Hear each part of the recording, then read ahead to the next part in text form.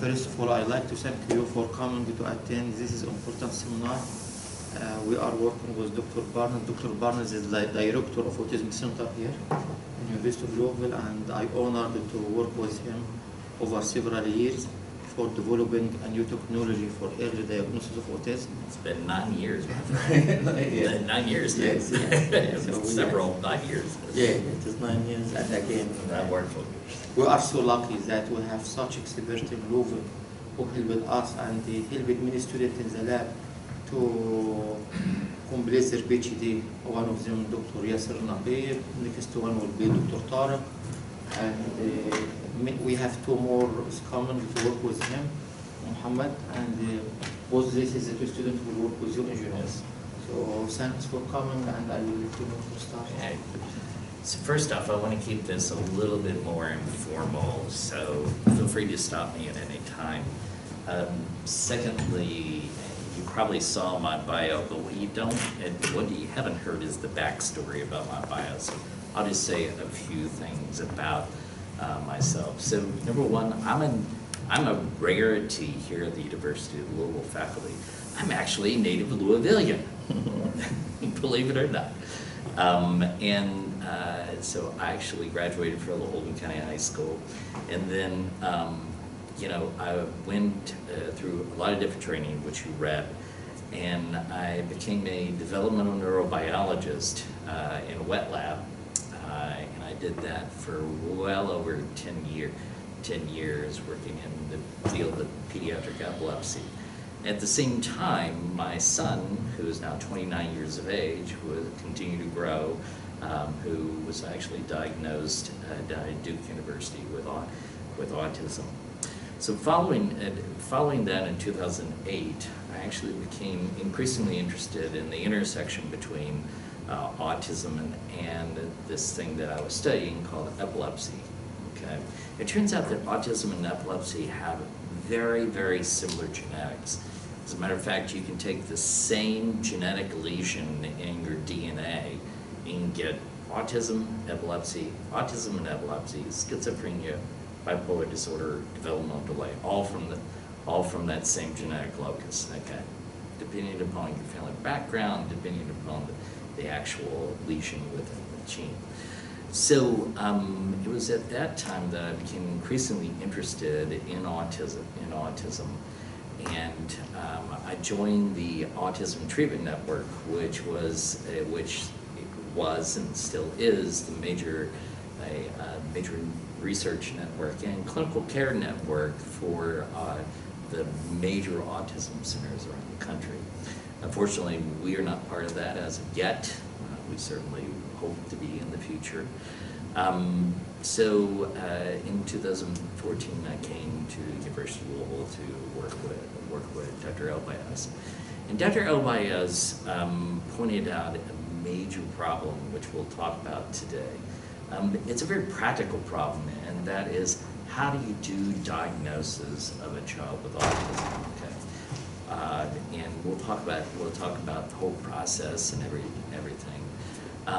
But the ultimate goal of this is for us to be able to diagnose the patient in a very, very fast and efficient way in an hour or so, rather than the 3 or 4 hours that it takes right now, number one.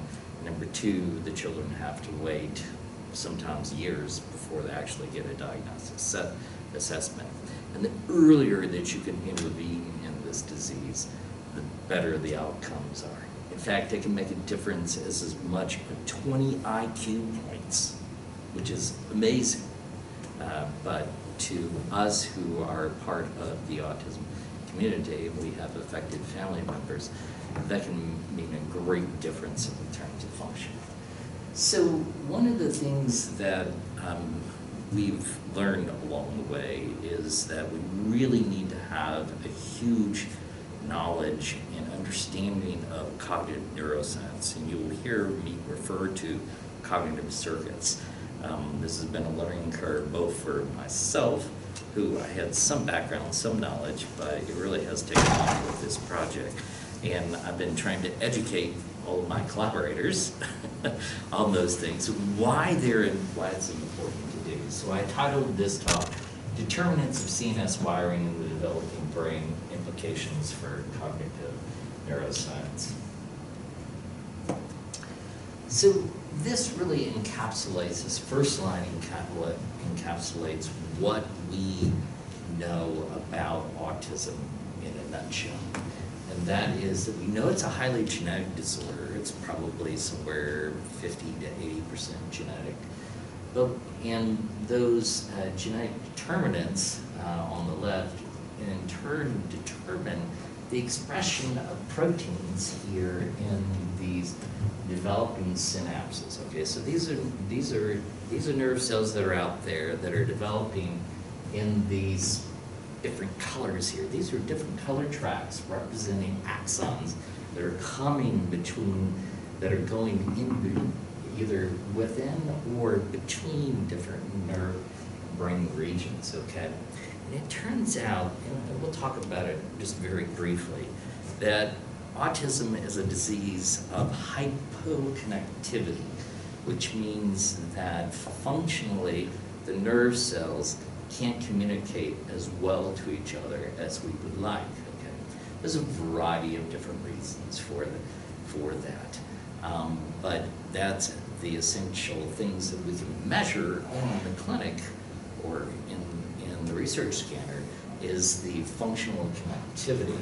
And it's that functional connectivity interacting with both the environment and then other random events or epigenetics that then are responsible for the expression of different types of behaviors, and that's what's noted here on the right. And, you know, the description of autism, like many pediatric diseases, is essentially a set of symptoms that occur in the same person together, okay? For instance, we can say this red line, it's repetitive behaviors. This blue line is communication. They all end up in the circle that is ASD, versus other symptoms that may end up in the circle that is noted as SCZ, and that is the circle that are symptoms that code for schizophrenia. Okay, schizophrenia and autism are related, but they're different. They're different developmental diseases. So autism, the most common neurobiological disorder in pediatrics, 2% of the population, heterogeneous, and that's why we call it autism spectrum disorders, and that's the formal term now in the DSM-5 criteria or the diagnostic manual that psychiatrists and neurologists use to diagnose autism. It's a disorder of communication, social function and communication together, and there's this appearance of these very, very interesting behaviors that are called either restricted interest or repetitive behaviors. Restricted interest, what is that? Well, that means even as an adult, you're obsessed with something. You're obsessed with Pokemon all the time. I've met 30, 40, 50-year-olds who are obsessed with Pokemon. You know, the kids play in childhood. Repetitive behaviors. These are things like hand flapping, or jumping up and down, or touching things repetitively, or smelling things repetitively. And these kids also have sensory issues as well.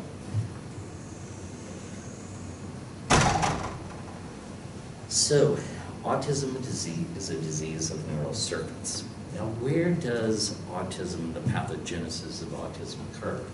Well, it turns out that it primarily occurs in humans and the human development is on the top here. The mouse development is below that. So it turns out that it's between 12 to 24 weeks, sometimes extending into 28 weeks. And this is the time in which the processes of neuromigration, subplate formation. And subplate formation is just denoted here in C, and that's how nerve cells form in an inside-out structure in the adult brain. And it occurs also during the start, at least, of synaptogenesis. And synaptogenesis is, of course, establishing functional synapses. And when you establish functional synapses in the developing brain, essentially your activity is synchronized, okay? And it's that synchronized activity that you can actually see rolling waves of calcium going in and out of nerve cells that is responsible for helping us develop the proper wiring that we need to properly form the brain. And in autism, because of the pathologic problems that you have from either the DNA or the combination of the DNA and infections or inflammations or drug exposure or hypoxic ischemia, you get asynchronous activity in the cortex, and that results in these miswiring of the cortex that causes neurologic and psychiatric disease.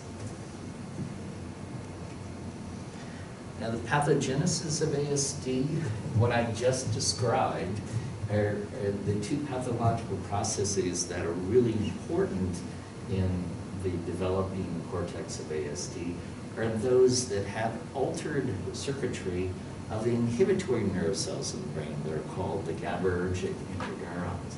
And as well, and as we'll talk about in a minute, Dr. Casanova and Dr. Elbaez together describe pathologically these enhanced, quote-unquote, mini-columns. The mini-columns, what those are in the developing cortex, essentially it's nerve cells between the top and the bottom of the cortex all the way down that actually function as kind of an electrical unit together, okay? And those mini-columns are altered in autism. And we think it's those alterations that lead to what Dr. Elbaez and I measure, as well as all his graduate students and postdocs. We measure this increased curvature in the brain, and we measure the increased surface area. And clinically, what I can see when I have somebody in my room is that oftentimes these patients will have heads that can be macrocephalic. Only about 40% of them do at any one time, but nonetheless, that is the most common feature that you see when you actually measure the head. Okay, so that's how you measure brain circuits. Now, how do brain circuits interact together? So the brain has essentially 3 different systems to essentially code for the types of things that cognitively we do, okay? So first off, you have your motor system and you have your sensory systems, okay? These are our basic senses or our basic motor functions that we have. And those are so-called primary networks, okay? But those networks are interacted with in the so-called local and within network integration, which is essentially the secondary networks of the brain. And what those higher level distributed networks do is they do higher order cognitive or emotional processes, okay? And many of these things are the things that are disordered and that we can measure in autism. Language, they have problems with emotional regulation. And they certainly have problems with social skills, okay? So those are the things that we can measure. But it turns out that, you know, our measures that we have of psychological assessments really don't get down to the secondary network level. And although I can't talk a lot about it today, what I think our instruments that we use in the clinic every day does is I think that we actually measure the so-called transient meta-networks, so the tertiary networks of the brain itself. And those are essentially the secondary networks all interacting together to do complex goal-directed or flexible behaviors and cognition. So that poses a problem for us as a team, because we can't get directly at what we actually need. But you know, we're doing better, so we'll talk about that. The other thing about this to note is as the networks in the brain become more complex, there's more neuroplasticity. Now, what is neuroplasticity? Well, that just means that it's susceptible to therapy early on in life, okay? So that's why the diagnostics, being able to identify these patients at 12 to 36 months is so incredibly important.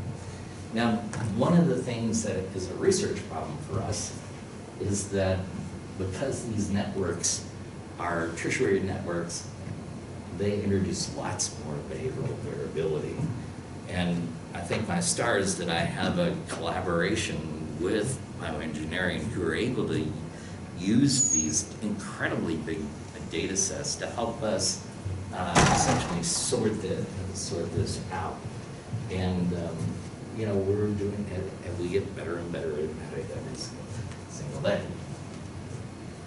All right, so the bottom line from the introduction. So normal brain formation is dependent upon activity. There are some activity-independent processes, but mainly activity. Of note in regards to autism and epilepsy, circuit synchronization and critical periods that's dependent upon inhibitory cell function is responsible for local as well as regional or between region brain functions. Normal brains, which I didn't really talk about, one of the things that's actually abnormal, which we actually have not addressed yet in our research, guys, is that there's definite right hemispheric versus left hemispheric specialization. For instance, we all know, and you all probably heard, your language is over here in your left hemisphere, okay? It turns out that language is abnormally located in autism. So how do you make those regional specializations better? So, and then neural networks come in 3 types, which I just talked about. Okay, so one of the things that I want to touch on, and I was hoping Dr. Elbaez was going to be here, but I thought at least his students and his postdocs would be back, is there is an emerging pathology that we're seeing in the clinic and we're looking at in the laboratory, and that is the possibility that neurovascular signaling may actually control some of the formation of the cortex and as a result the expression of neural activity. And I won't go a lot into it, but essentially the hypothesis is that if we can understand that, can that also impact our therapy as well? And of course, from an MRI level, how do we measure those sorts of things? And that is really from a couple of different observations. One, which was really this paper actually won a couple of awards in neuroscience. There was a paper in which they knocked out GABA signaling in the endothelial cells of the cerebral vasculature in mice. Okay, well you'd think, well, you know, that's probably not going to do a thing. Absolutely wrong. It turns out that when you looked at the cortex of the animal, when you did the electrophysiology of the animal, when you did the behavior of the animal, it looked like a child. It looked like a mouse that was exactly like our traditional monogenic mouse models of autism, Fragile X or tuberous sclerosis. So, big surprise. But it wasn't as a surprise to me because I actually have been working on neurovascular molecules for a while, and we know that they're expressed both in the vascular system, in the endothelial cells, and in the neurons. But we really haven't we really have not understood how that interacts. In doing all of this, one of the things that I wanted to introduce to the students, which Dr. Elbaez already knows this, is the concept of Brodmann's regions. Neuroanatomically, this pathologist, whose name is Brodmann, defined these regions of the brain that have common cytoarchitecture. And they're the most widely known and frequently cited organization of the human cortex. There are 52 Brodmann's areas that are found in the cortex last hemisphere. And so the main idea is to use the Brodmann's areas to locally analyze the brains in order to detect abnormal regions that may help us in terms of understanding the structure of the autistic brain. These are the actual brain regions here. So I'm not going to dwell specifically on these two sets of data that I'm about to show from our laboratory, but essentially what we've been able to do is we've been able to, in patients, detect neurovascular genes from their DNA locus that codes for their autism, and that actually predicts human behavior. And I'm not going to go through that in gory detail. And the other thing is that in mice, this neurovascular signaling can actually lead to problems with the blood-brain barrier, and this is in mice that have altered cortex and autistic-like behaviors. So one of the interesting things about it is that if you actually look at those knockout animals of neurovascular molecules, what you find is you actually find serum components like albumin or serotonin that's not supposed to be there in tremendous numbers. You actually find it in the autistic cortex itself. So and that's a sign of the dysfunction of the endothelial barrier of the neurovascular system. So how does that impact the cortex? Number two, can we actually detect that in MRIs? Okay. So the bottom line from the human and animal data that I wanted to emphasize was that it's long been known that the environment has causes that may impact neurocircuits in autism.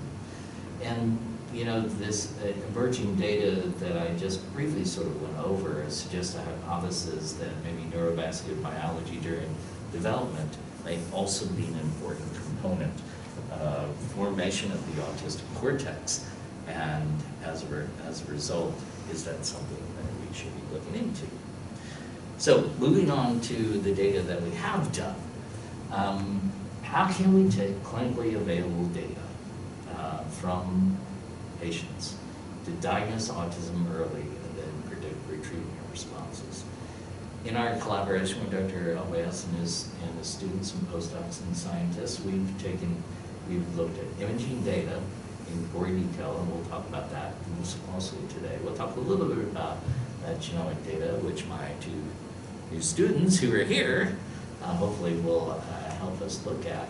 And we'll also talk about behavioral data today and how that is functioning into the final diagnosis of autism via these computer-assisted diagnostic systems. Okay, so let me go over the clinical problem real quickly. The pathway to diagnosis. So you have a baby. Then parent looks at the kid and says, hey, that kid as a toddler, as an infant, does not act like the other children that I see his same age. The pediatrician suspects something, but you know, they usually say, he's just being a boy.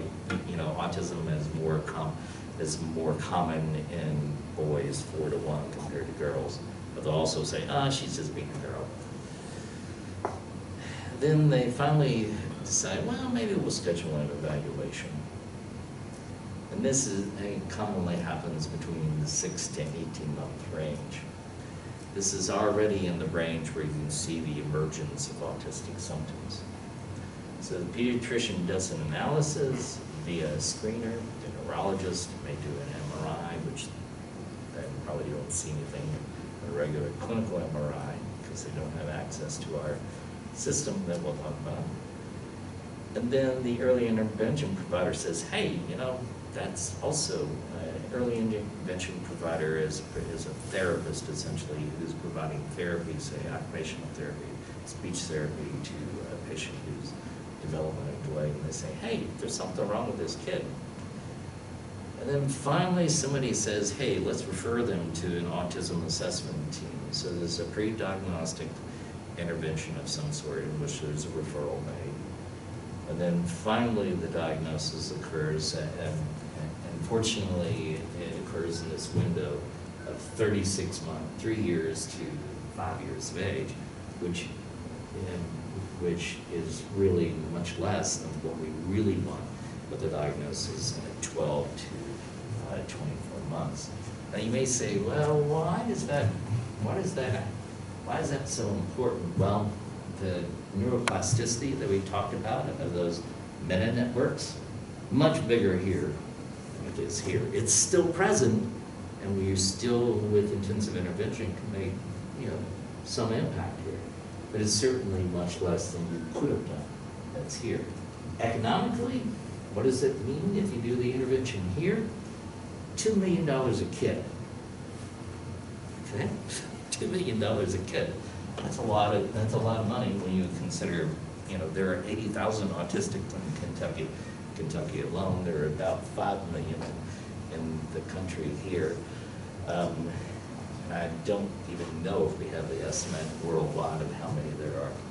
All right, so let's talk about the MRI studies that we've done. So the objective is to determine which sets of neurocircuitry may be relevant to the human clinical phenotypes in treatments in autism.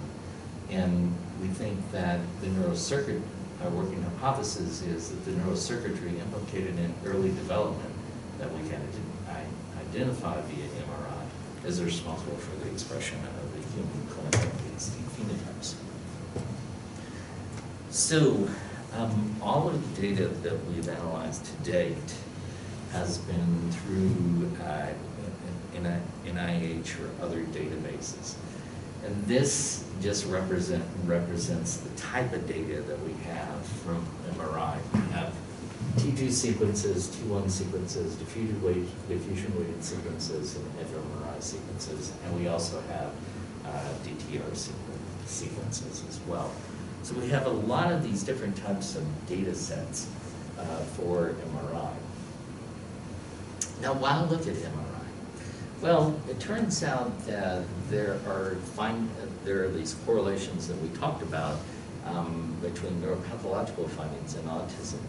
We talked about the big brain. We talked about how the many column is actually expanded. And so we interpret the expansion of the many columns as a bigger brain.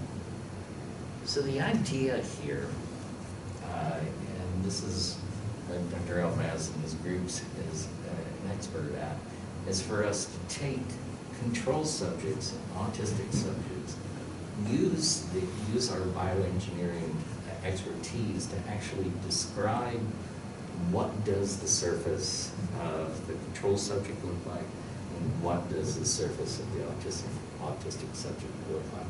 And this is the quote this is the citation from the original paper that Dr. Elbaz and Dr. Castaneda published. So you can see that was a long time ago, 2010. So what we do is we do shape-based analysis for the early diagnosis of autism. And we talked about the data that comes from the MRI scanner. 3 different types, anatomic MRI, functional MRI, and diffusion-weighted MRI. They either describes the shape analysis of the cerebral cortex, which we'll talk a lot about today. The functional MRI, what functional MRI does is it measures the activation of neural activity between brain regions through measurement of so-called bold signal. And what a bold signal is is that it's the increase in the perfusion of the brain in particular parts. It turns out that as a nerve cell goes up in firing rates, the neurovascular unit that goes to that nerve cell increases in a linear fashion. Okay? And then the DTI analysis analyzes the brain connectivity, or the connections between the brain regions, which we talked about in the first slide as the anatomic functions aren't correct. So this is a really cool slide that one of Dr. Elbaez's folks created. And what this is trying to illustrate is that we have data from a lot of different data sets, particularly from this data set that's called the ABIDE data set, and I think this is ABIDE 1. These are data sets that come from various sites across the country, which are major autism centers, be it in Maryland or California or Michigan. And we also have this infant data set that comes from universities listed there. And those are data sets where we look at the longitudinal structural MRI, DTI, and it's also a behavioral study, and I think they also have functional, of siblings who are at high risk for autism at 6, 12, 24 months, and 36 months. And a percentage of those high-risk infants eventually went on to develop autism. The National Database of Autism Research also has data from Vanderbilt University. And this is the Broken regions, which I went over already, so I won't talk about that again. Now, I will say for the bioengineering team in the room that I collaborate with, I'm going to massacre your data and your techniques, okay? So please, but this is a biologist's view of it, and feel free to correct me in anything. Okay, so deep learning networks are what we have been using for these types of analyses. And the idea, as I understand it, is that we do measurements in these particular brain regions, and that's why it's important to understand that we looked at different brain regions, and that's what's noted here, area 1, 2, 3, etc. And it goes into this autoencoder network. And the idea is that, in a nutshell, is to first get a training data set and then train the autoencoder on that set to be able to essentially, in the end, use classifiers to actually get the diagnosis. Big, broad strokes. I probably massacred that. But anyway, that's how I describe it.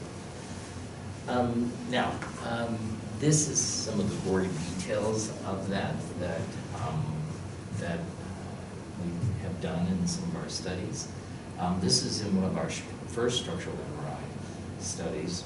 And what we did was we parcellated the brain into these 68 different brain regions using another atlas, not the broken atlas. And what we did was we looked at approximately 8 MRI different parameters, okay?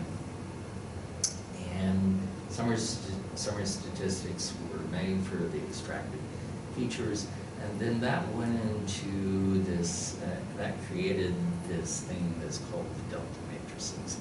And I don't understand exactly what delta matrices are, but what I can tell you is this, is that the delta matrices are put into this technique that's called a reduction technique. And the idea is to remove the redundant features from the network and then put it into classifiers that select the most significant either anatomic MRI features or the functional MRI features that give the highest accuracy for diagnosis.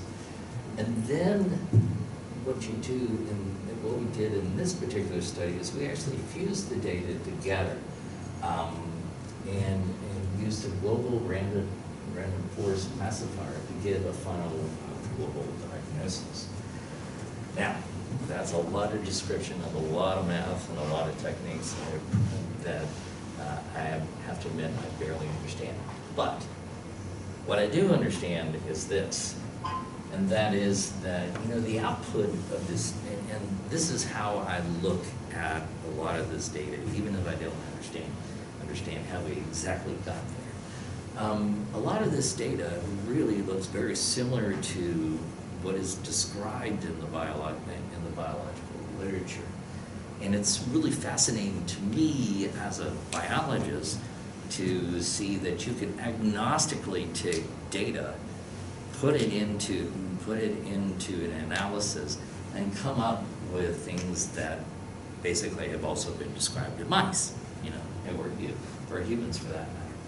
Now, the frequency, what is noted here is the frequency of structural MRI features that correlated with the ADOS. And it wasn't a big surprise to us that things like volume, fold thickness, and surface area were actually much more frequent in the ASD group compared to the typically developed group. And as well, these areas that we think is normally involved in the brain, which are typically the frontal regions, the temporal regions, and the parietal regions, okay? So it identified these particular areas, the left superior parietal area, the right precentral area. So the point is that this agnostic data identify brain regions, and these brain regions are very relevant for the neural circuits that eventually express autistic symptoms. Now, one of the things that we've been struggling with is these correlations, and that is the correlations of particular functional connections between brain regions that are relevant for autism. They do have a correlation with one of the gold standards in psychology that we use in autism. It's called the ADOS, or we euphemistically refer to it as the ADOS. But as you can see, the correlations there are modest. But nonetheless, they're certainly significant. And I think that this is one of the things that we have been trying to do, is to understand how can we make those correlations more significant. From those data, you can draw these data maps essentially on glass brains, and the first four that are on the left, so A, B, and E, F, are brains of typically developed people, and those with C, D, G, H are brains that are from those that have autism or diagnosed with autism by psychology instruments. And as you can roughly see, a lot of the different parts of the brain are much brighter going towards the red, which is severe autism, compared to those that are typically developed. Now, one of the things that we have been looking at is we've been looking at the numbers of features that give the highest diagnostic accuracy, as well as sensitivity and specificity. And structural MRI actually happens to be a lot more, 34 features, versus in functional MRI, which is only four features. So understanding how many features that you include in your techniques is actually really important for the accuracy. Now, the data fusion pipeline, what was essentially the result of that? Well, we got a sensitivity with an accuracy, sensitivity, and specificity with the random forest classifier that was about around 80% or so. So pretty good. but we certainly can and will do better. Now, this is essentially a plot or slash table of the different anatomic areas that we identified in particular in that and other studies that correlates with the gold standard autism assessment that's called the ADOS. And what I did here is I put these essentially in components on the left are the different circuits that are abnormal in autism. And as you can see on the right, the anatomic correspondence essentially is part of the frontal cortex, including the medial frontal cortex, as well as part of the temporal parietal region. So brain regions that have been identified before, and certainly are abnormal in autistic mice. When you normalize those in mice, the autistic behavior goes away, or at least is ameliorated. So our overall, from our initial studies, our overall accuracy, sensitivity, specificity was in the 80s. Within these population, this database, our positive predictive value and our negative predictive value was actually pretty good, 0.9 to 1.0. But certainly it was a slight population, wasn't generalizable, small numbers, so that can be a criticism of the work. What was fascinating by this agnostic technique was that the areas identified in this database, which is 8 to 17 years of age, was very similar to that found in the ASD infants. So that's really interesting that once it's abnormal, it continues to stay abnormal throughout life. And the preliminary results suggest that essentially the autism measures by the psychologist are significantly associated with these brain regions. But the algorithm still needs improvement, and we'll talk about some of those improvements. Our brain region sensitivity and specificity, we're getting there, but we haven't gotten there yet. But it is important for us to be able to identify the neurocircuitry that's abnormal, because that can be very, very helpful to me as a clinician when I'm actually sitting in the room. Now we have started to do some data in the genome realm. The idea here is to be able to take the MRI scans, extract the imaging markers / features from this, and then map those onto genomic data via something that's called SNP analysis, and then through the gene analysis, be able to map it actually onto the MRI. Now we've done some preliminary data with regard to that, not a lot. We did some initial data of a small data set of, I think, 100 and some odd different patients with ASD from the data set. And we looked at both the fMRI data as well as the structural data and asked, are there genes that are significantly associated with autistic brain regions in those individuals? And if so, where does it map? Well, in the functional MRI data, we actually only have one gene that met genomic significance, and that was 10 to the minus 5 or less. And that was the gene astrotactin, which is one of the, I guess, 120 genes now that have been identified as true autism susceptibility genes now. That gene actually mapped to the temporal parietal junction, which is something that you just heard me say a few minutes ago, something we identified in the structural MRI and the functional MRI data before, so that was very interesting. The curvature analysis and reconstruction error analysis actually identified more genes And rather than going over all the different genes and when they function, maybe we'd be here all day.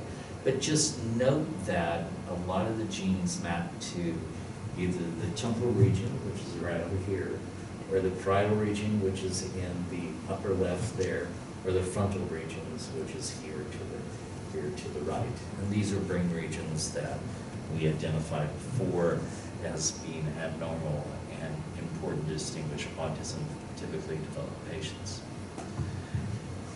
So I think that I'm running a little bit behind here. Again, it's 12:47. So I'm going to talk a little bit about some behavioral mapping data. Actually, let's go on. And I'm going to try to summarize some of the newer data that we have just going on with the MRI analysis. So we've been using some newer pipelines that we've just published in 2022 and 2023. And what we've identified from those pipelines, using either structural MRI data or so-called dynamic functional connectivity techniques, and that in fMRIs, essentially, instead of looking at a static parameter, which is sort of the classic output of MRI between brain regions, what you do is you look at so-called dynamic functional connectivity. So that looks at the fMRI data both over a spatial temporal, both spatially as well as temporally over time. And using those techniques, we were able to publish that the accuracy in both the structural MRI data as well as the functional MRI data, individuals in the room, so I'll give you guys a plug for your papers, it was 97 to 98%. So I do think that our data accuracy is going up as we've improved our pipelines. And what was interesting about the functional MRI data is that the functional MRI data identified the connections between brain regions. 81% of the time, the connections was underconnected or had functional hypoconnectivity. But 19% of the time, it was overconnected. Now, why this is important is that roughly this is about what has been identified in animals, which I think is really, truly very interesting in autistic animals, and that is also consistent with what we've been, what is currently in the literature. Now you might say, well, Dr. Barnes, what does overconnection mean? Well, how many people here have seen Rain Man? Anybody? One person. I realize it's an older film. I understand that. But there are these autistic individuals that are called autistic savants. The one that you know the best is Albert Einstein.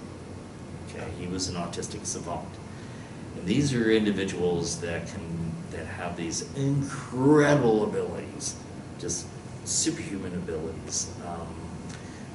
Many of the older composers like Beethoven, Bach, are thought to be autistics. Einstein, I gave you an example. Now, Rain Man, what was interesting about that character, which was based on a real-life autistic savant, is that he has the ability to be able to calculate almost instantaneously in his brain. Okay, so you can say what's 1,277,101 plus 3,777,100. He can give you the answer like that. You know. Now you might say, well, Dr. Barnes, that's something that happened long ago. Well, no, it's not. Actually, not. I actually had a little girl in my clinic at Vanderbilt who threw the same problem at 5 years old. Autistic as all get out, had all this repetitive behaviors, poor social function, everything else. She gave me the answer like that. It was amazing, totally amazing. a 5-year-old little girl. She was already reading, by the way. You could also ask her a question. Well, tell me what day of the week it is, March 1st, 3032. Well, that's a Monday. You look it up on your phone on the internet, based on our current calendar, she's right. So there are some individual, and it turns out that all of that ability actually resonates from this area right here in red. It's called the angular gyrus. It's on the right side, it's not on the left, it's on the right.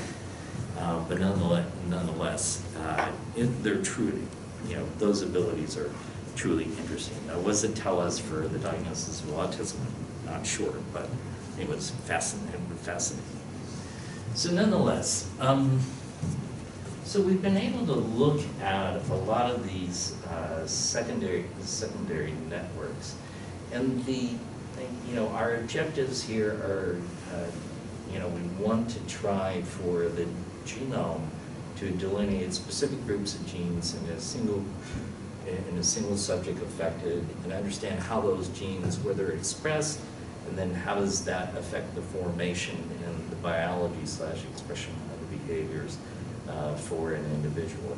And obviously, if we can understand that in an individual patient, we can personalize our treatments.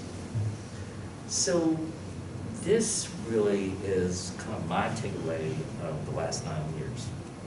Whether Dr. Elbaez agrees with it or not, whatever. But anyways, it is my takeaway.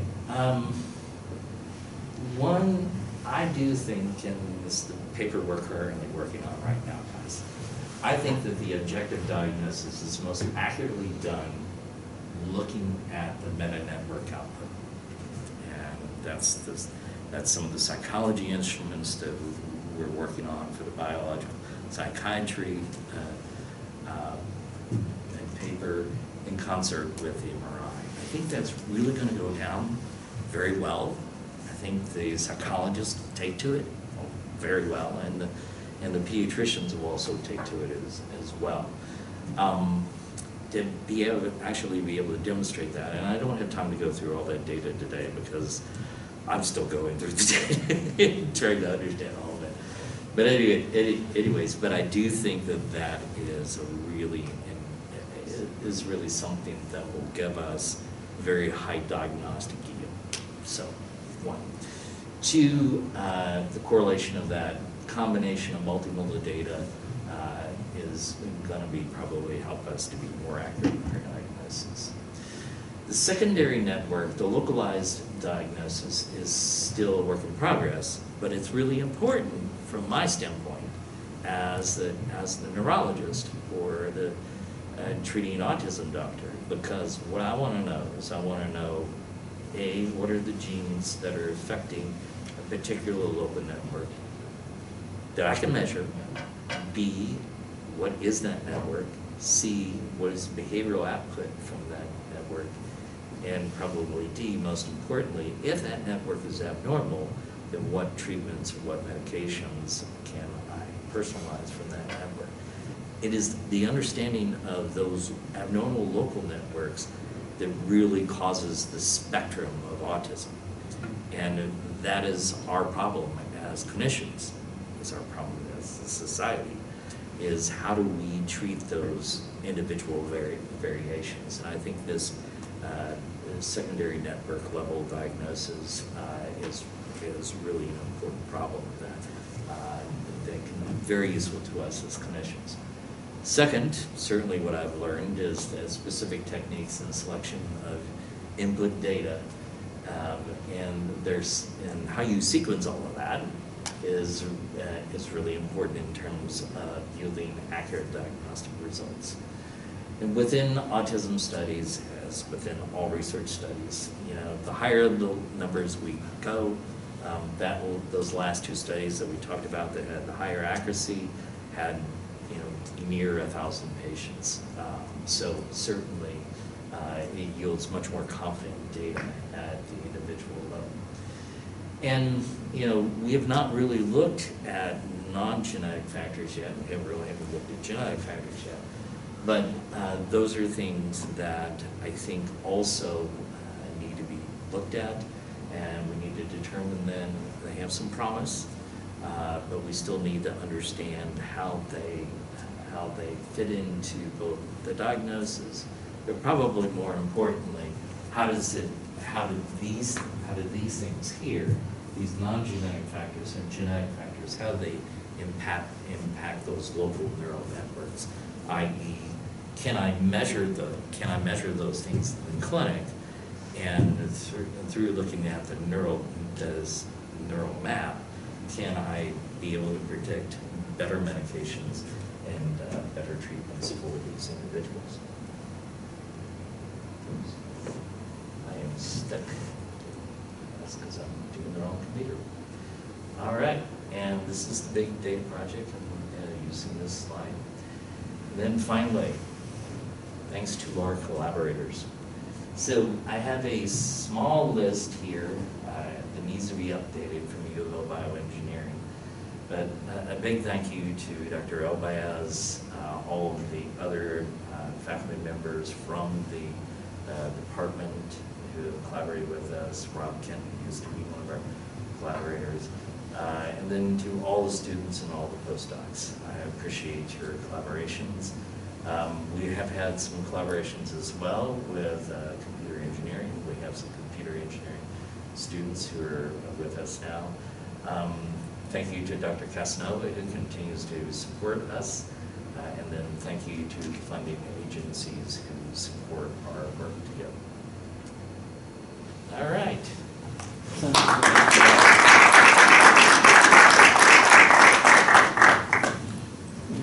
Questions, observations, snide comments? Yes? How early are you looking to, how early is this technology would be able to diagnose autism? Well, we have a proof of concept project that we are starting to undertake. We will have clinical MRIs for 500 infants / toddlers, 12 to 36 months of age. Can you detect differences in the newborn period with MRI? Yes, you can.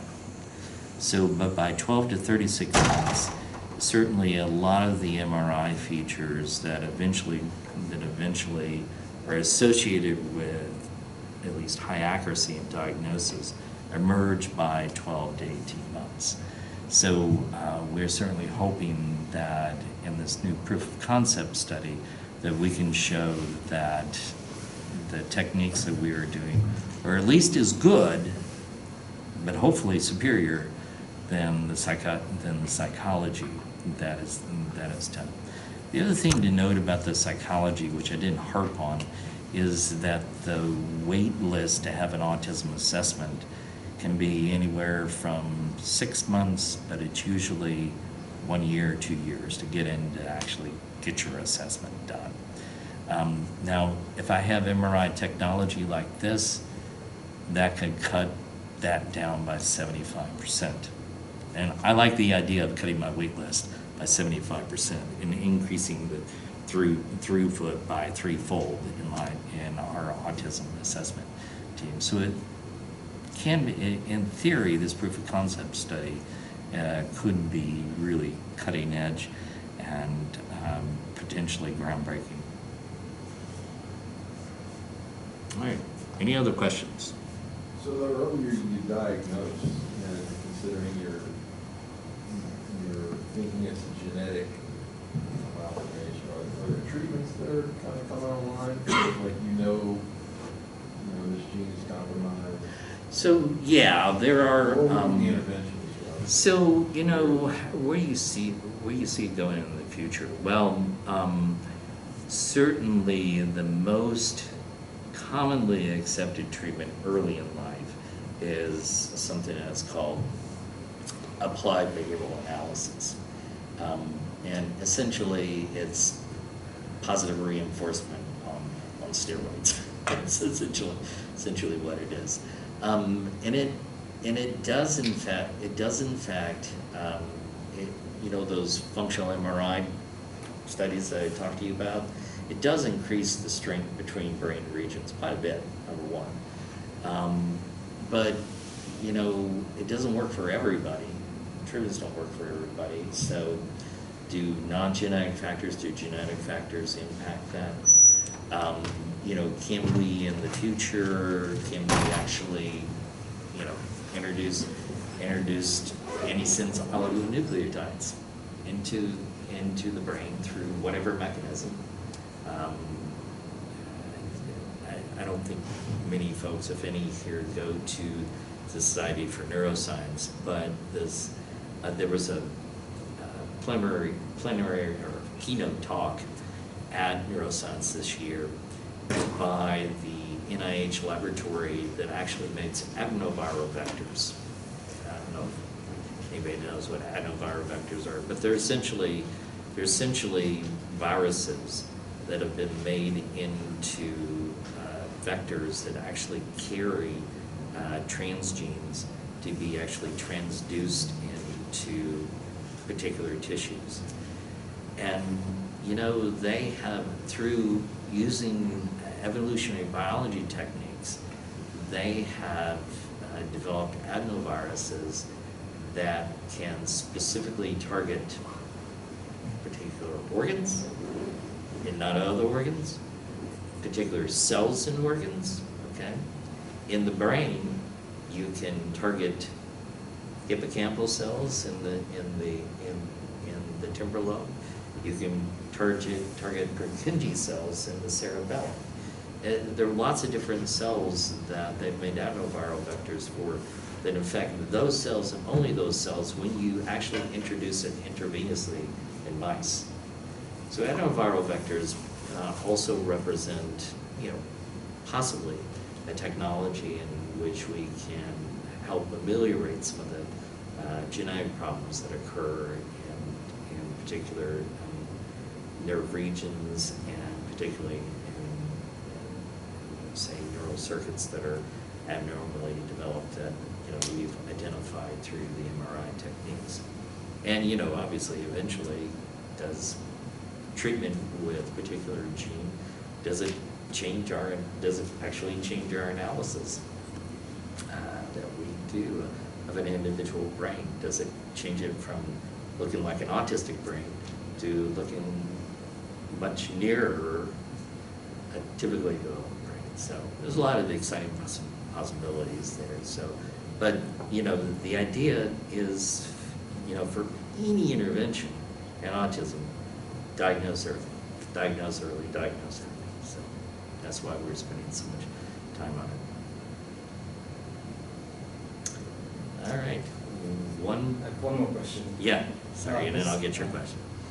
Go ahead. Is this tool going to be able to detect any other pathologies apart from autism? Sure, yeah. You know, the paper we're working on now that combines essentially a psychology instrument with a MRI-based analysis could be used with any developmental disorder. For instance, diagnosing ADHD. Although diagnosing ADHD is basically pen and paper. It's one scale, so you know, is it worth putting a kid through an MRI? That's another thing entirely. But let's just say you have a patient who you're not sure whether has bipolar disorder versus schizophrenia, okay? That might be incredibly useful because sometimes the symptoms initially of bipolar versus schizophrenia are exactly the same. As a matter of fact, something I know about personally in my own son right now. But anyways, so it might be very useful in those situations for a diagnosis of a lot of different neuropsychiatric diseases in which it's well worth putting the patient through an MRI scanner. So, all right. Yeah, I just have came across some study is American Journal in Epidemiology, and it's talking about the correlation or the high risk that is given for pregnant women to develop autistic child when they have high rates of acetaminophen during pregnancy. If they have high rates of what, I'm sorry? Having like high rates of acetaminophen during pregnancy. Oh, did you hear about that? The Tylenol, Yeah, Tylenol Tylenol, controversy. yeah. Yep. Yeah. Well, there are medications that we know. Valproic acid is the classic one. That when you give it to a woman during the second trimester of pregnancy, greatly elevates the risk of having an autism. Okay. That database analysis has not been done in a rigorous way for Tylenol as of yet. But are there certain pathways that, is the pathway that's impinged upon by acetaminophen plus Tylenol? Is it important for brain development of an autistic cortex? Yeah, possibly, could be. But what you really need the database evidence from the pregnancy registries. That data certainly is not necessarily available. But the lawyers think it's available, and so they're suing the Tylenol makers now. I think this is the same scenario for vaccine. Some family claim there is some vaccines for Yeah, and the NIH and all the other funding agency put millions and millions and millions of dollars into the studies for vaccines, and there are now at least 20 studies, rigorous studies, epidemiologic studies of vaccines and autism that show no correlation. But that also involved almost 2 million kids. So, do you get the 2 million with your Tylenol question? I don't know the answer to that. Even the valproic acid data is only on data of, I think, like 2,000 pregnancies. So that was, which means that it had a high effect size of Depakote to be able to detect it in that small. But Tylenol, maybe it does have an effect, but it's, it may take you 1 million pregnancies to detect it. I don't know. So, it's all a matter of stats, but you guys are experts at that. So. All right.